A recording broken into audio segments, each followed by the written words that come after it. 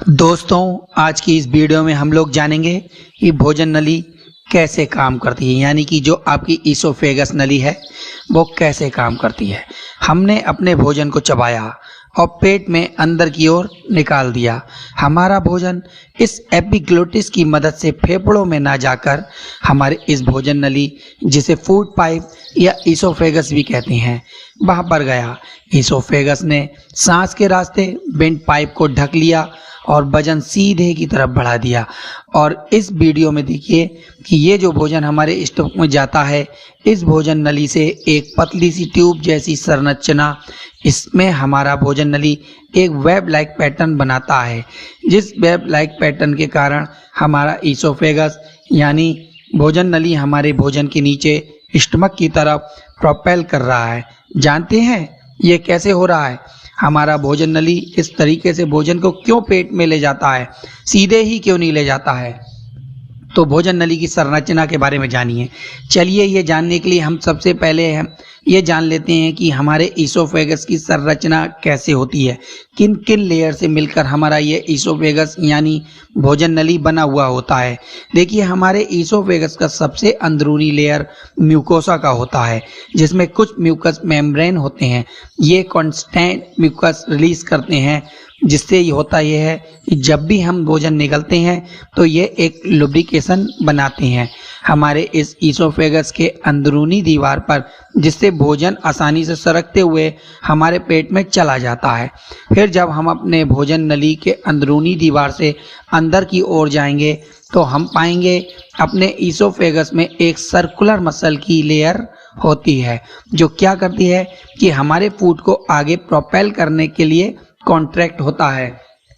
ठीक इसी circular muscle की लेयर के नीचे एक और लॉन्गिट्यूडनल स्मूथ मसल की लेयर होती है, जो ये कॉन्ट्रैक्ट होकर ही फूड को आगे प्रोपेल करने में मदद करता है।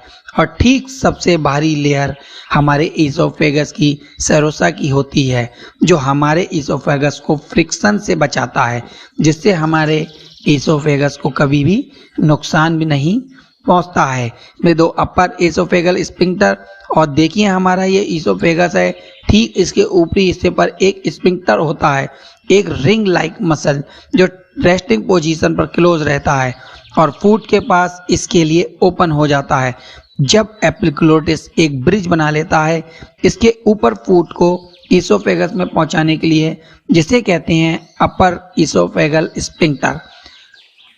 ठीक इसी तरह जब हमारा ईसोफेगस हमारे स्टमक पर आकर मिलता है तो यहाँ पर भी एक लोअर ईसोफेगल स्फिंक्टर होता है, जो क्या करता है कि जब भी हमारे स्टमक में भोजन चला जाता है तो वह दोबारा से हमारे स्टमक से निकलकर हमारे ईसोफेगस में नहीं आ पाता है।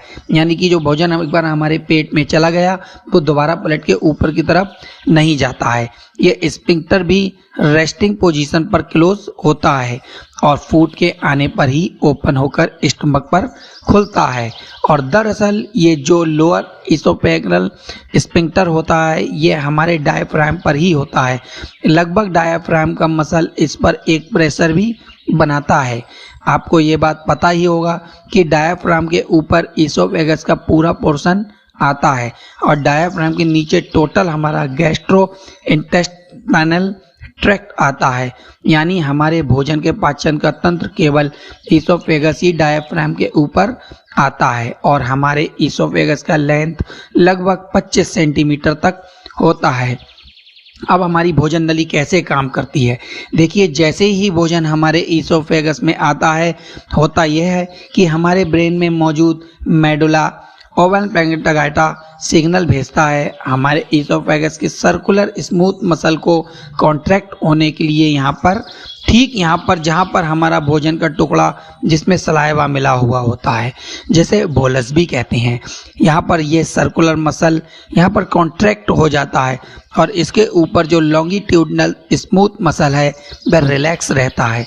ठीक यहाँ पर जहाँ पर फूड है वहाँ पर सर्कुलर स्मूथ मसल रिलैक्स रहता है और लॉन्गिट्यूडनल स्मूथ मसल कॉन्ट्रैक्ट हो जाता है, जिससे होता यह है कि हमारा फूड हमेशा आगे की ओर प्रोपेल होता है एक वेब लाइक पैटर्न में। और ये कॉन्टिन्यूसली होता रहता है जब तक फूड हमारे स्टमक में ना पहुंच जाए।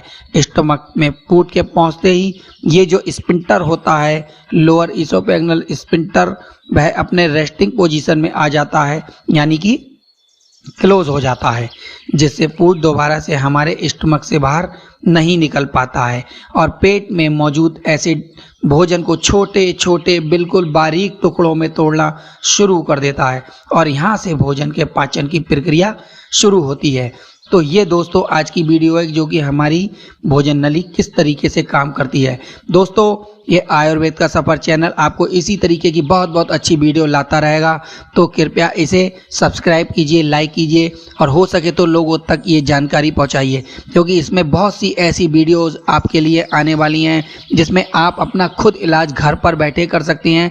लेकिन उससे पहले ये वीडियो मैंने इसीलिए आपके लिए समझाने के लिए बनाई है ताकि आप अपनी बॉडी की संरचना अच्छी तरीके से जान पाएँ, क्योंकि जब आप अपनी बॉडी के बारे में अच्छे से जान लेंगे तो आप अपना इलाज भी खुद अच्छी तरीके से कर सकेंगे।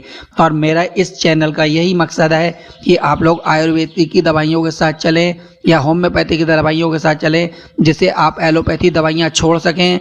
और क्योंकि हम एलोपैथी की दवाइयों के हम लोग गुलाम होते जा रहे हैं, इसलिए इस चैनल का यही मकसद है। अगर आप लोग अपनी बीमारियों को जड़ से मिटाना चाहते हैं तो आपको आयुर्वेद के रास्ते पर चलना ही होगा, क्योंकि आयुर्वेद और होम्योपैथी की एक ऐसा इलाज है जो आपकी बीमारियों को जड़ से ख़त्म कर सकता है। आप जब तक एलोपैथी दवाई खाएंगे तब तक आप उसके गुलाम बने रहेंगे, जब आप फिर छोड़ देंगे तो आपकी पोजीशन फिर वही हो जाएगी।